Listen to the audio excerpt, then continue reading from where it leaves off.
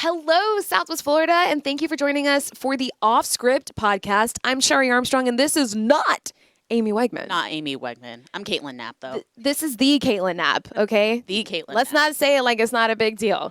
In fact, my girl I should say, she's one of our senior reporters, one of our dynamic senior reporters here at Fox 4. You probably recognize her face, and so does most of the state because she just actually won an award for her storytelling. Stop that. Yeah, it's Girl. for Sunshine Crimes, for cold cases, but we're going to talk about that in a little bit. But very, very humbled to get that myself and photojournalist Andy Cunningham.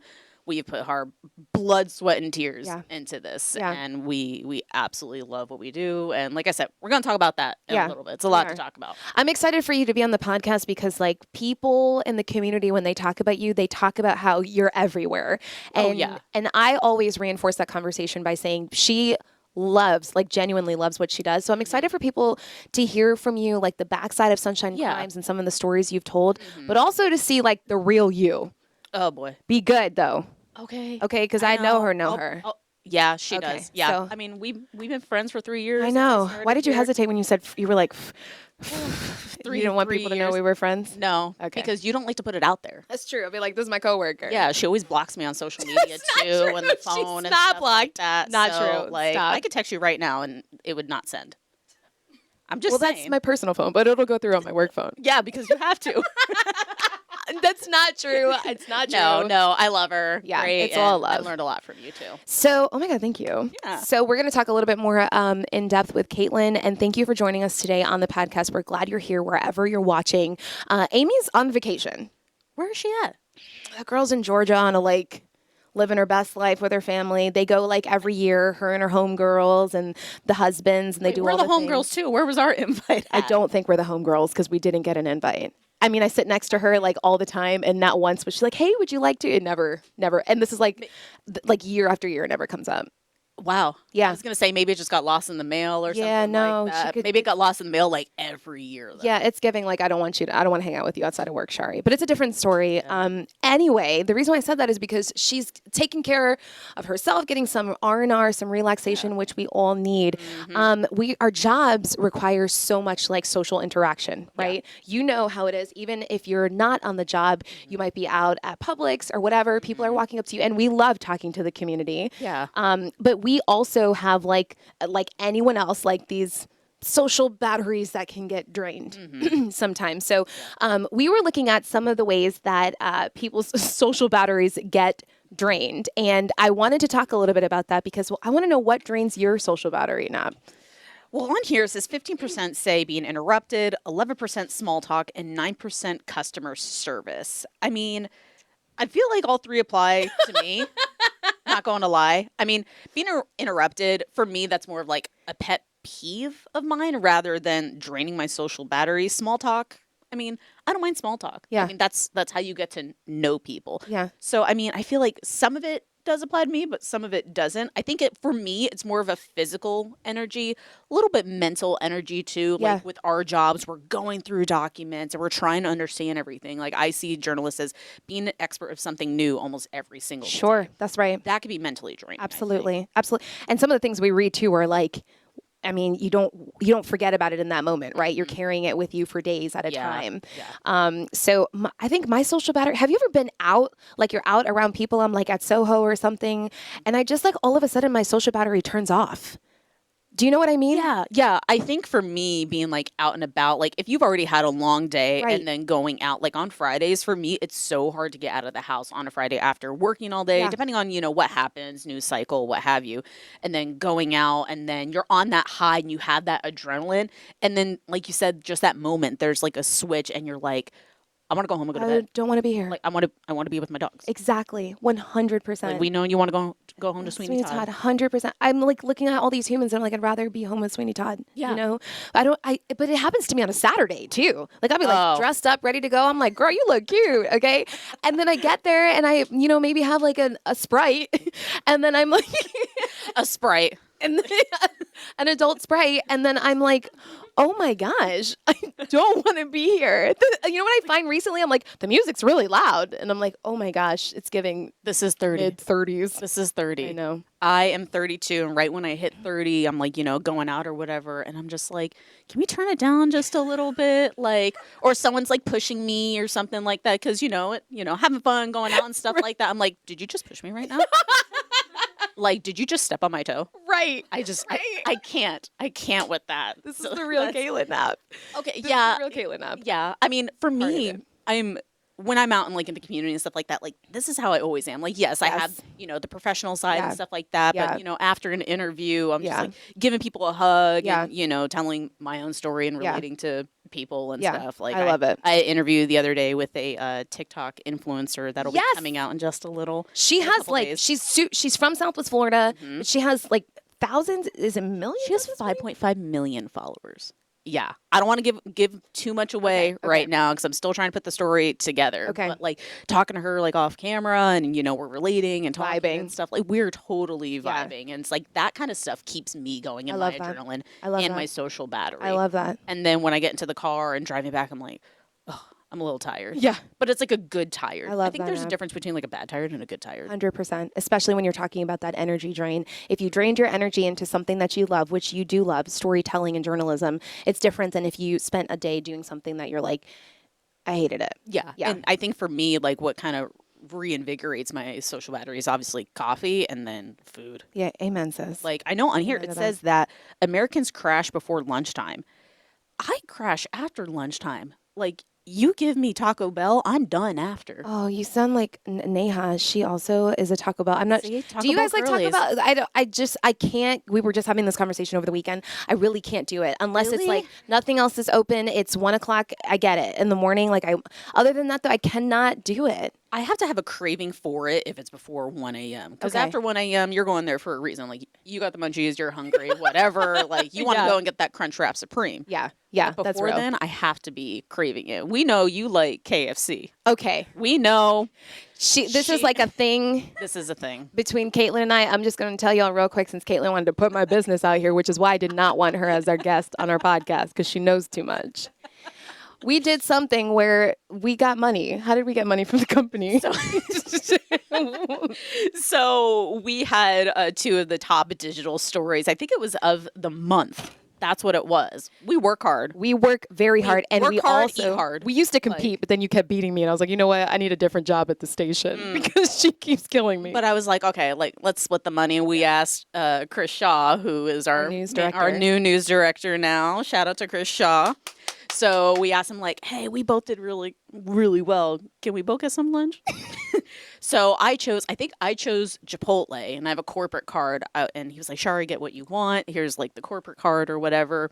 And so Shari texts me and she goes, yeah, I need it for, the meal that I bought. I was like, what'd you buy? She was like, it was like $19. And I go, but what'd you buy? She goes, KFC. How you spend $19 at KFC and you didn't get anything for Sean? I was like, no, it was just for me. See? I was like, hold on a second. Fox 4 is giving me money for free. Okay, I barely had to work for this. You just did your job. Yeah, and I had a craving at the same time for sometimes you just want some fried chicken from KFC. And I was like, you know what?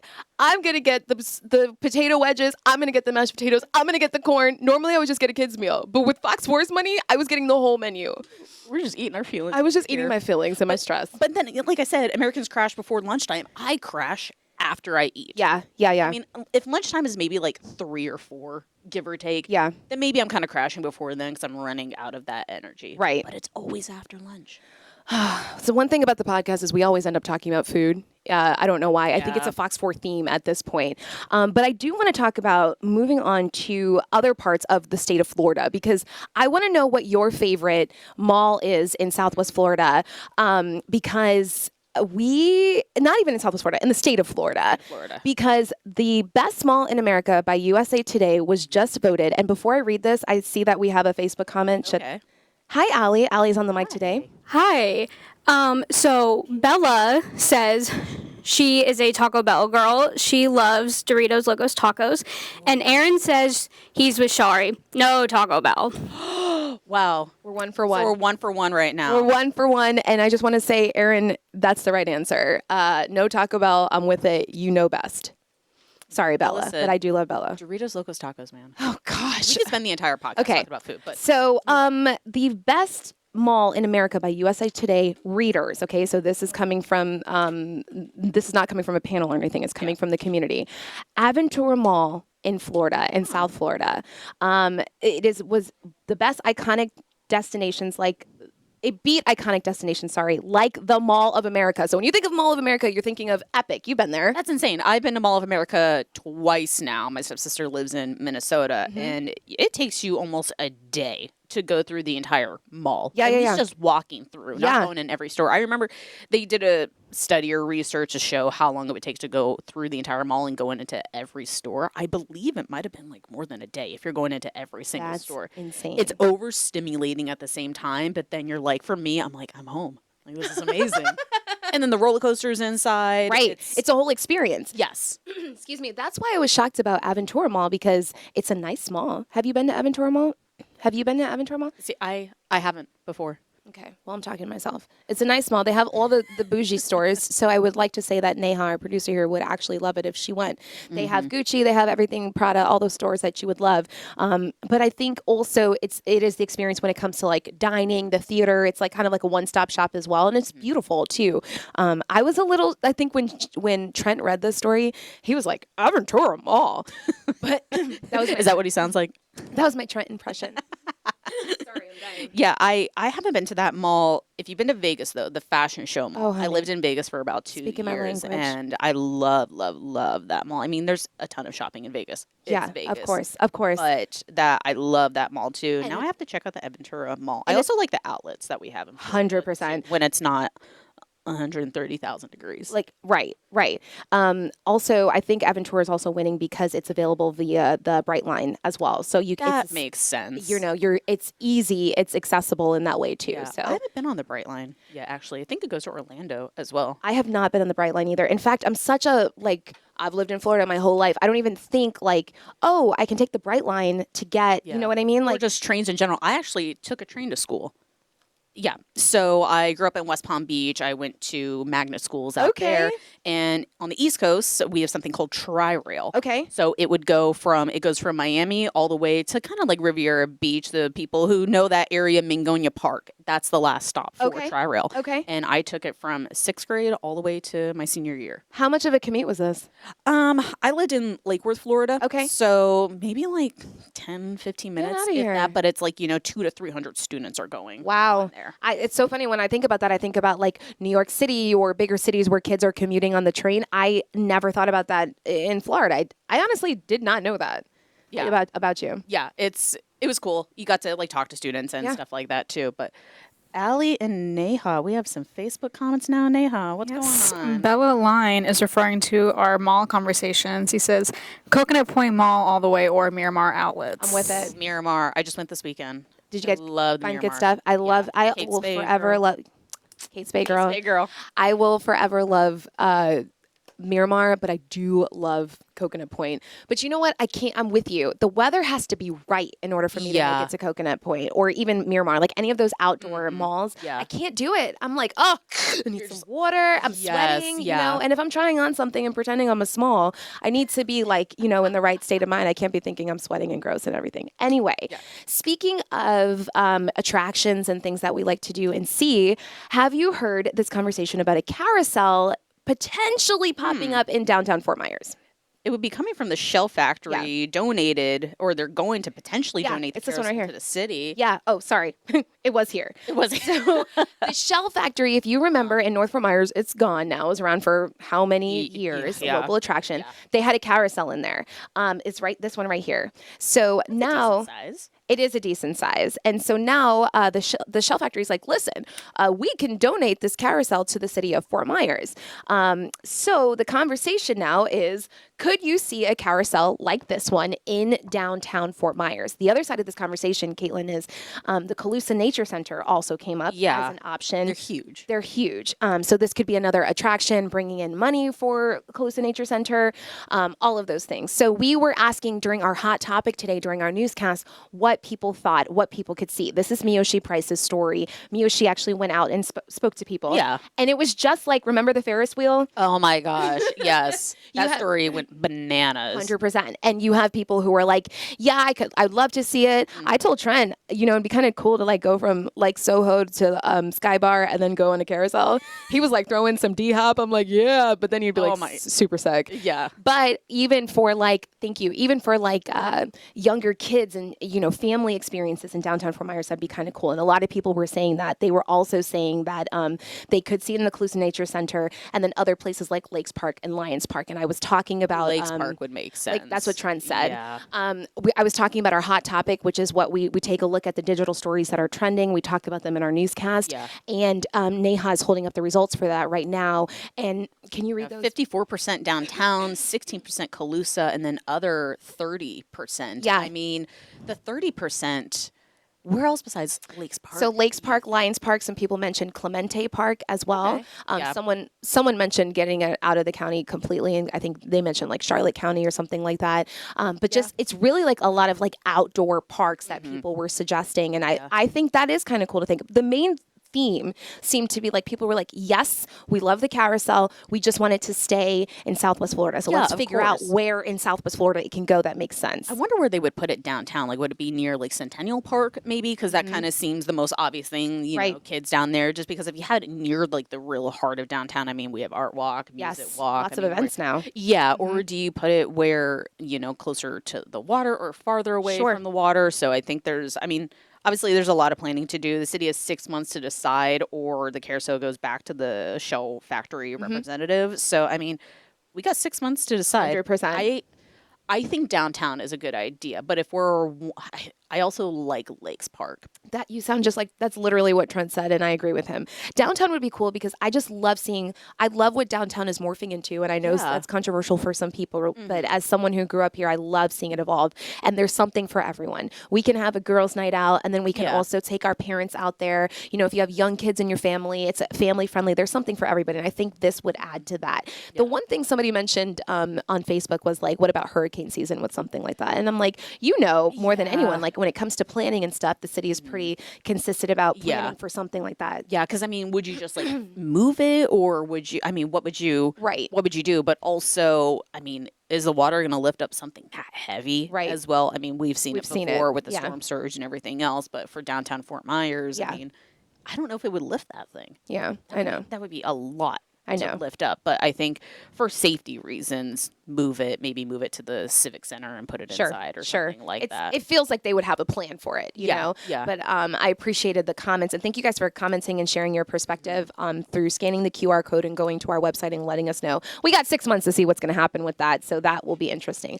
Man, I was off the day this story posted, and can I tell you, this next story, it felt like every time I opened my Fox 4 Facebook page, Instagram, your face was popping up. You were all over. Not just me texting you. No, no, girl. It was actually like your story. Dang. But you were blowing me up too at the same time. Yeah, that too. That makes sense. But I want to talk about this story. We have it down here as Cape Coral Ghost Homes. Can you talk about, because real estate is huge, and I know every time you cover a story like this, it blows up on social media. This is something that people are talking about. They care about the housing market here. Yeah, and the type of market that it is right now. So let's talk about that. Yeah, so I have been the housing reporter for a few years now here at Fox 4, and obviously just been following the market. Which way is it going? Because before it was really a seller's market. We had no inventory, prices were out of control, and then it started to get into more of an inventory market. But it took a little bit after Hurricane Ian, because whatever small inventory that we did have, that was nearly wiped out. Yeah. So then the market was trying to really just stabilize. And then now we're seeing a really big shift of a lot of inventory now, prices being slashed. So we're still in that phase where we're trying to stabilize. but we are building so much. I mean, you see the affordable homes that we're getting in the apartment complexes, the single family homes that we're also getting right now. Yeah. But then that comes back to our inflation and building. So with the ghost homes, this comes from Cinch Home Services. It's a study, and it was based off of census data from 2023. So a little bit older, but not by too much. It says that there are most likely, you got to put that out there, most likely, based on this data, 125,000 ghost homes between Cape Coral and Fort Myers, and leading the U.S. metro areas. So more than 500,000. So ghost homes are essentially homes that are possibly in foreclosure, stalled construction, like homes like this. You can kind of tell when it's a ghost home because of, the landscape and everything else. Like that home, my friend told me that she has seen this home for 3 years. Just sitting there.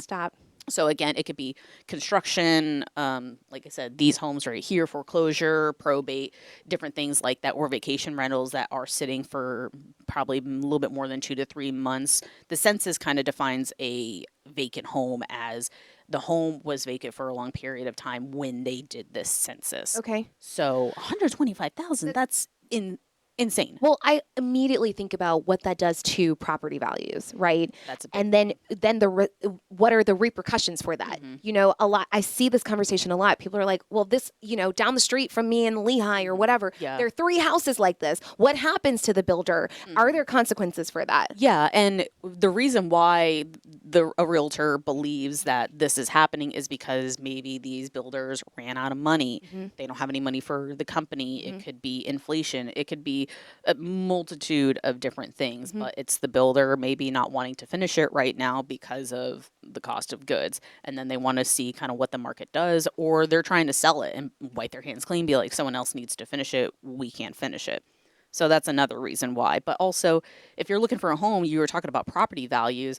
I don't want to live next to a home like that. That's what I'm saying. Like you're seeing these weeds overgrown and everything. And I did a story, I think it was back in like late 2022, early 2023, where there was a vacant home next to a gentleman, and he was getting rodents as well until the property was cleaned up. So not only do you have property values, you also have people just maybe not even wanting to buy the home, or they want to sell their home because they don't want to live next to that either, which you come to Florida, you want tranquility. You want to be able to look outside. I want to see palm trees. I want to see palm trees. Not the rats coming out of your property. Yeah, or like the overgrown weeds and everything. Exactly. So, I mean, it's really, we're really just going to have to wait for the market to correct itself, because we're building a lot of homes, but not enough people are coming to buy those homes as well.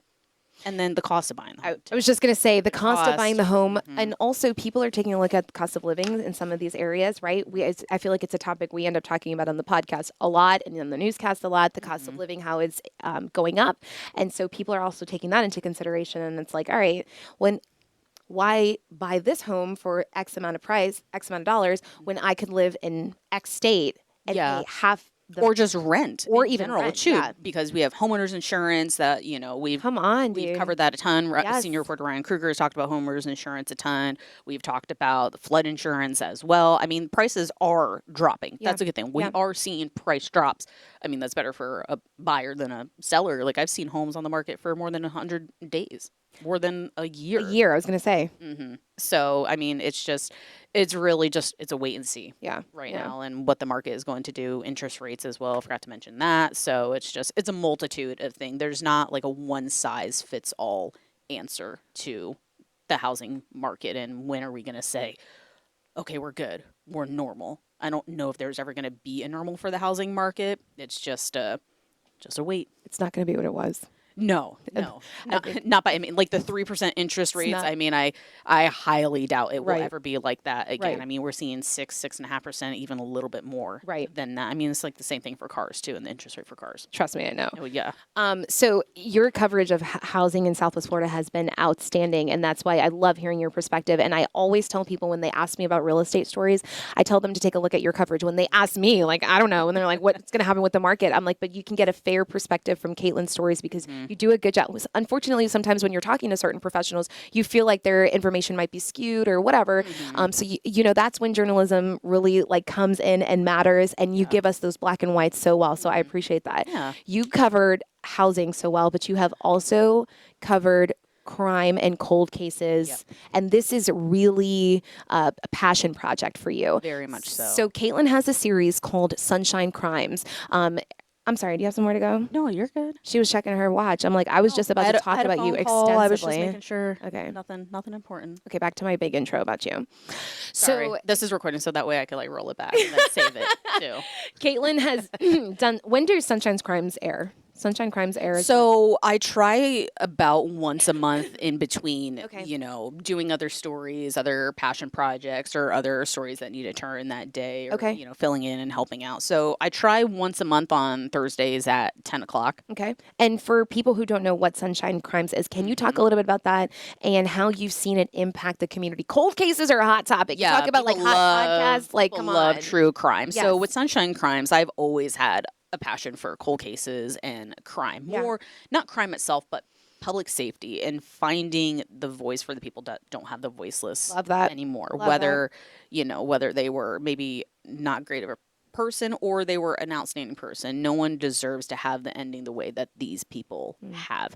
And I was in criminal justice as my outside area in college as well. So I've always had this passion for it. And the thing that really sparked with me is when I worked in Tri-Cities, Washington, my first reporting market, there was an anchor in Seattle who had his own show called Washington's Most Wanted. And kind of think of America's Most Wanted, but just for Washington State. Think of it that way. His name is David Rose. And after seeing his stuff, I was like, I want something like this. Maybe not necessarily like Washington's Most Wanted, but something to where I can help solve cases, whether it leads to one tip or just to kind of get it back out there into social media and into, our, internet and everything. The forefront of people's minds. Yeah, pretty much. So I started this series a little bit more than a year ago, myself and Andy Cunningham, a photojournalist, and we've done probably about 15 cold cases or so. And the cold cases, it could be anything from this person was murdered and the killer's still out there, or in some cases, in this case right here, baby Brian, he was kidnapped when he was just about 2 months old, and he's still missing to this day. So not necessarily a homicide case, he's a missing persons case, and detectives still believe he's alive.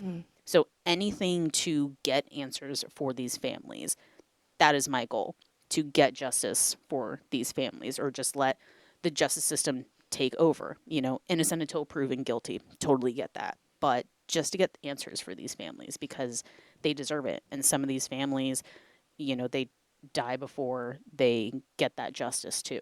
And that's heartbreaking to see and hear from the detectives as well.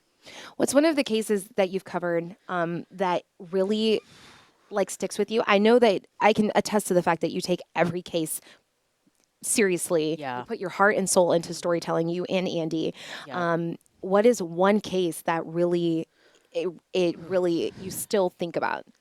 Oh, that's tough because we've done so many of them. Besides one where we were doing the facial approximations for these unidentified skulls, because that one story was 12 cases.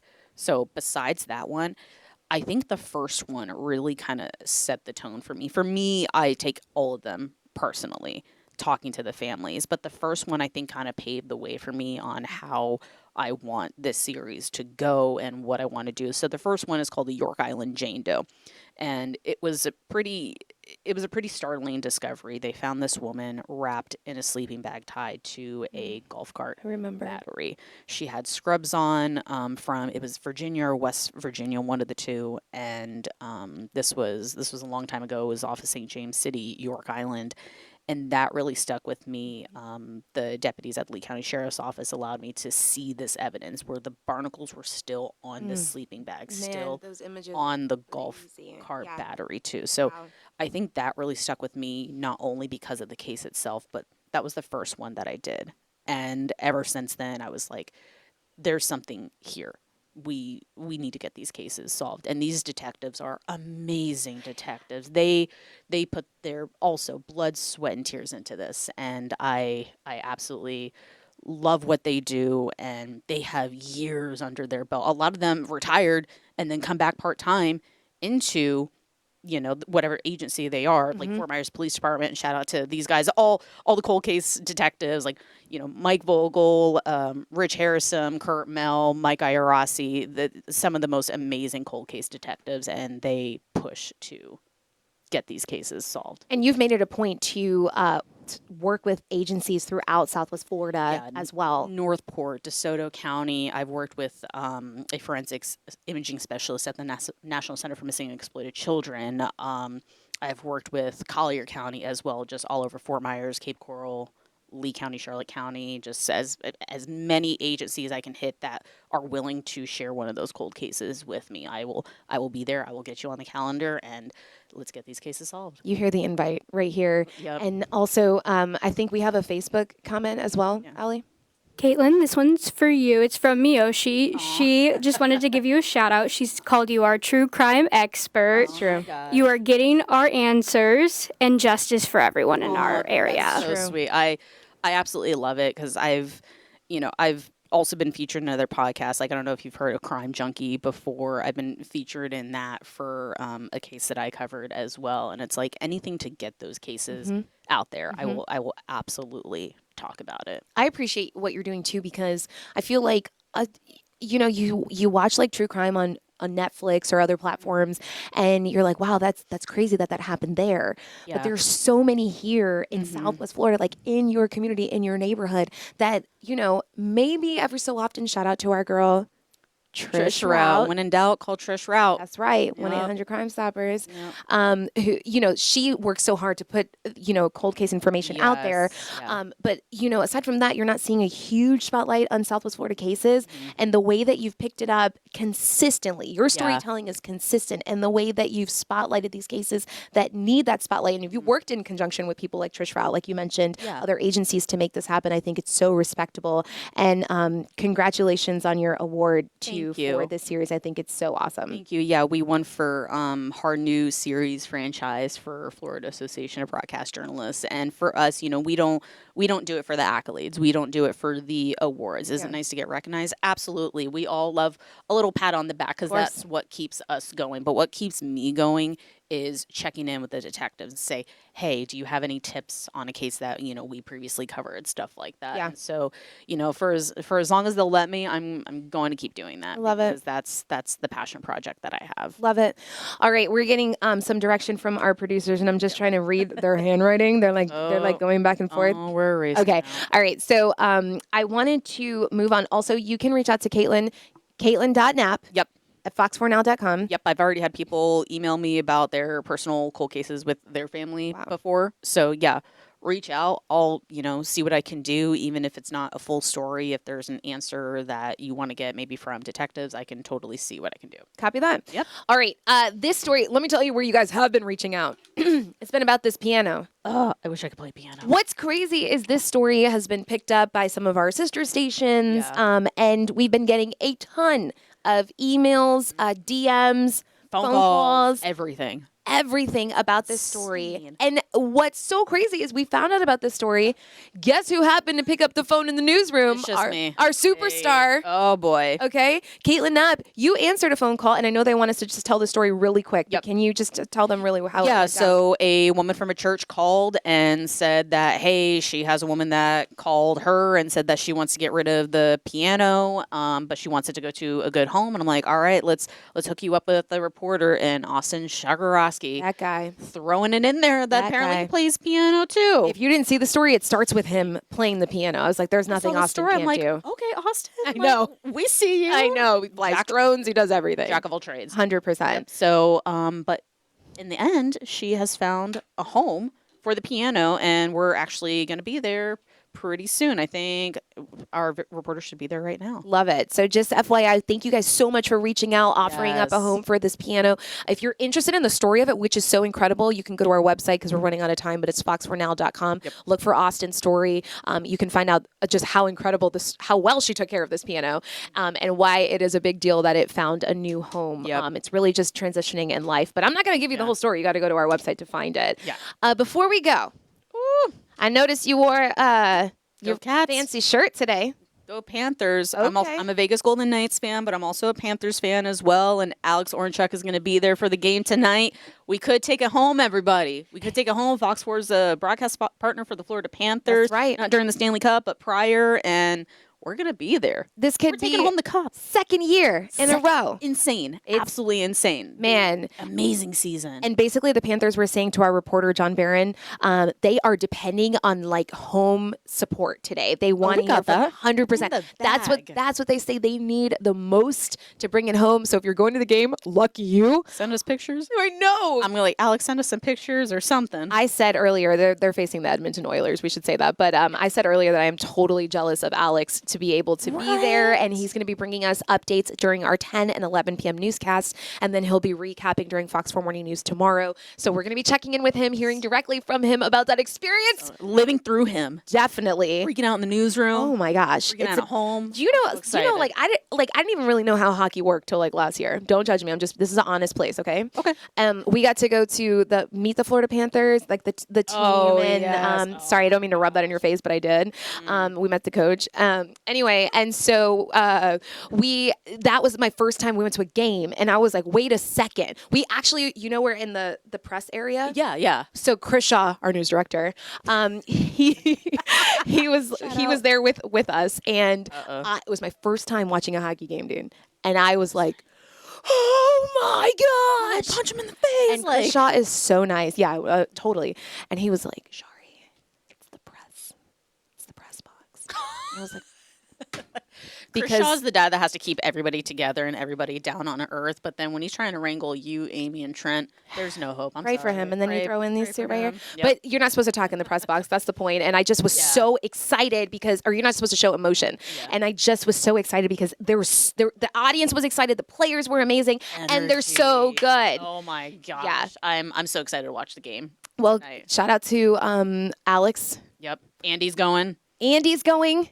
He needs a photographer. Oh, he's the photog. Andy has to go. Yeah. They may not come back. I know. Never know. I'll come find you if y'all don't come back, okay? So I better see you at work tomorrow afternoon or whatever.